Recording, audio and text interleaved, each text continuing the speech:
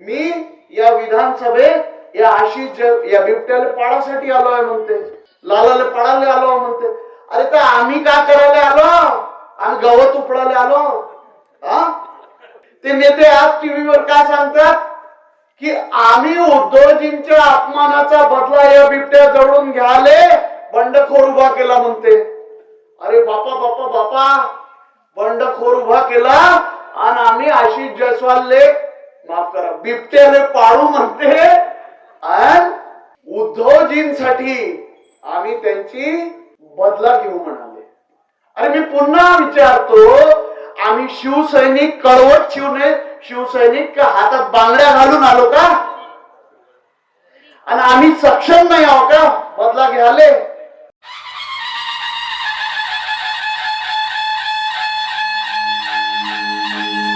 विधानसभा 2024 महाराष्ट्र राज्य याच्या प्रचार दौऱ्यात दहेगाव जोशीला आज आयोजित असलेली ही आपली सांगता सभा आज सकाळी 8 वाजेपासून 9 वाजेपासून आम्ही सुरुवात केली होती आणि त्याचा आपण सांगता समारोप इथे घेतोय. मंचावर आमचे सर्व सन्माननीय पदाधिकारी, शिवसेनेचे, उद्धव बाळासाहेब ठाकरे पक्षाचे व राष्ट्रवादी काँग्रेस पक्षाचे, शरदचंद्र पवार साहेबांच्या गटाचे व इथे उपस्थित आमचे मित्र, बंधू व वडीलधारी मंडळी, माझे पूर्व वक्ते सन्माननीय किशोर भाऊ बेलसरे साहेब यांनी अत्यंत सुंदर भाषेत आपल्याला वर्णन करून सांगितलं की आपल्याला काय धोका होऊ शकतो, काय करायचं आहे आणि कसं करायचं आहे आणि का बरं करायचं आहे. त्यापूर्वी आमचे वरिष्ठ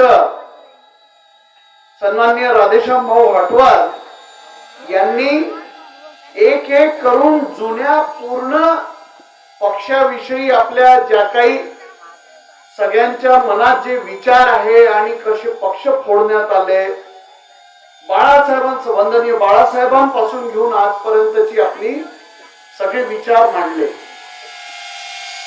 आता मी आपल्या समोर खूप जास्त असे विचार काही मांडणार नाही म्हणून आपण अजिबात काळजी करा नका. मी आपल्याला इतकंच सांगतो, गेले 2.5 वर्ष सातत्याने मी इथे या विधानसभेत काम करतोय. दररोज 3-4 गावं फिरायचे म्हणजे फिरायचे, दररोज लोकांशी संवाद साधायचा म्हणजे साधायचा, लोकांचे प्रश्न समजून घ्यायचे म्हणजे समजून घ्यायचे. पहिल्यांदा मी या गावात जेव्हा आलो होतो, स्टोनी एका घरात विस्फोट झाला होता आणि त्याची जे छत होती ते पूर्ण उडून गेली. मला वाटते त्यांचे नाव मी विसरतोय, मोंद्रेजी. त्यांच्या घरी सर्वप्रथम भेट दिली होती. त्यावेळी जेव्हा मी पोहोचलो तिथे पटवारी म्हणा किंवा कोणी अधिकारी किंवा कोणता एखादा राजकीय माणूस त्यांच्याकडे पोहोचायचा होता. मी त्यांना लगेच पोहोचून मी तपासणी घेतली. त्या इन्शुरन्स वाल्या माणसाला सांगितलं की बाबा हे सगळं लगेच कर, जेवढ्या लवकर नुकसान भरपाईचा तू पंचनामा बनवू शकते बनव.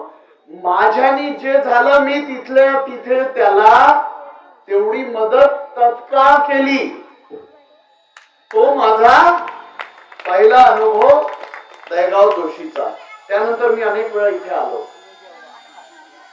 मला नुसतं अपेक्षा नाही पण विश्वास होता की मी तुमच्या समोर या महिन्यात उमेदवार म्हणून महाविकास आघाडीचा उभा राहील. विश्वास होता, कारण की मी बोलताना तुम्हाला सांगत होतो की मी निवडणुका लढवायला आलो आहे इथे. आता आपल्या समोर असे अनेक लोक येतात आणि सांगतात की मी निवडणुका लढवणार आहे म्हणून. मला वाटते बॅट सुद्धा सांगत होते. मला नवल मी निवडणुका महाविकास आघाडी तर्फे लढवतो हे नाही आहे. मला नवल या गोष्टीचं पडते की आम्ही या काँग्रेस पक्षाचा खासदार खांद्यावर घेऊ याला एप्रिलच्या उन्हीत 12-12, 14-14 तास काम करून तन मन धनाने निवडून देतो आणि 28 पैकी एक जागा शिवसेनेच्या उद्धव बाळासाहेब ठाकरे या पक्षाला मिळते, तर या नालायक लोकांना त्याची मिरची लागते हो. आणि आज मंचावर एक स्थानिक काँग्रेसचा नेता नाही. हा बॅट का म्हणते का मी या विधानसभेच्या सन्मानासाठी उभा हो. अरे कायचा सन्मान? मी या विधानसभेत या आशिष या बिबट्याला पाळासाठी आलोय म्हणते, लालाला पाळायला आलो म्हणते. अरे तर आम्ही काय करायला आलो? आम्ही गवत उपडायला आलो. हा मग आमचे सन्माननीय नेते जे बापा ते महाराष्ट्राचे झाले का कुठले झाले समजत नाही, ते नेते आज टीव्हीवर काय सांगतात की आम्ही उद्धवजींच्या अपमानाचा बदला या बिबट्या जवळून घ्याले बंडखोर उभा केला म्हणते.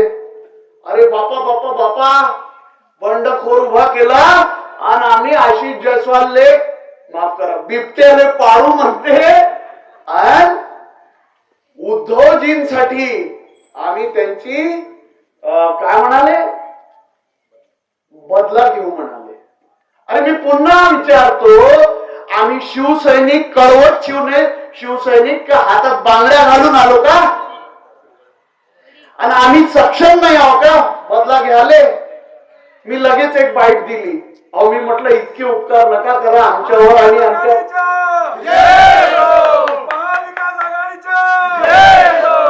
मी लगेच एक बाईट दिली आणि सांगितलं अहो साहेब इतके उपकार आमच्यावर नका करा हो, करू शकता तर इतकंच करा, एक महाविकास आघाडीचा धर्म पाळा हो, धर्म पाळा. आम्ही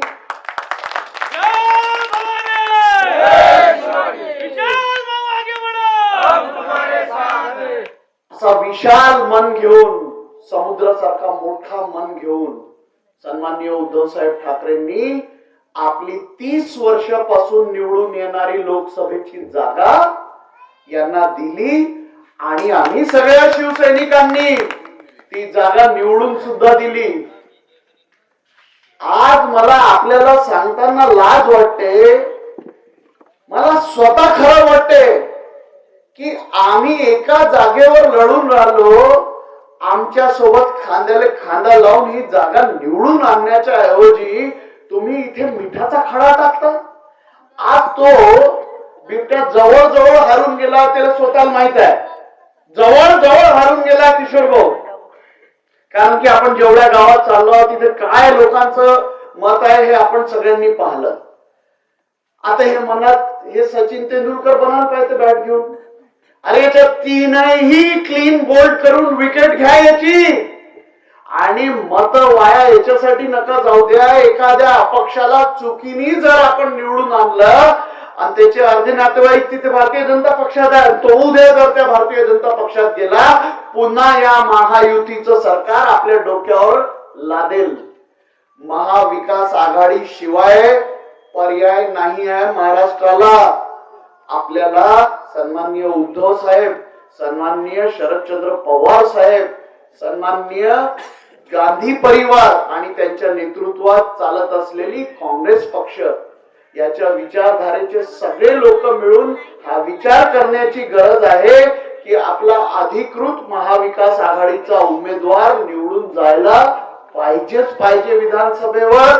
आणि ज्यावेळी तिथे सत्ता स्थापन होईल त्यावेळी तुमचा हा उमेदवार जर आमदार बनून तिथे गेला तर या रामटेक विधानसभेचे जे हाल करून ठेवले आहे ते हाल जे बेहाल केले आहे, आपण त्याच्यात खुशहाली कशी आणू शकतो याचा पुरेपूर प्रयत्न करू.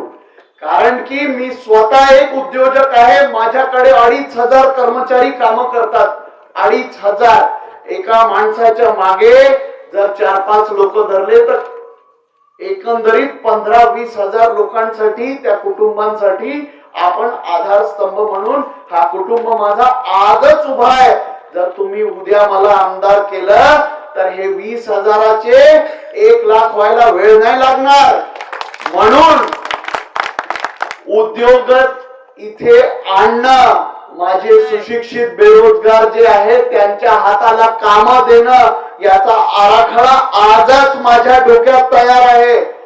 मी फक्त आपल्याला एवढं विनंती करू इच्छितो की आपण कोणत्याही भूलथापा आमिषाचं बळी न पडता येणाऱ्या 20 तारखेला आपला उमेदवार निवडताना 3 नंबरची बटन दाबून विशाल गंगाधरराव बरबटे या उमेदवाराला मशाल या चिन्हावर निवडून द्या.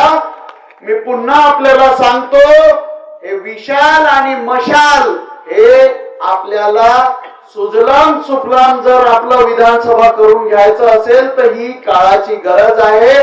काय निवडून द्याल भाऊ? विशाल आणि मशाल आणि बस एवढं बोलून आपल्या शब्दांना इथेच विराम देतो. जय हिंद, जय महाराष्ट्र, नमस्कार.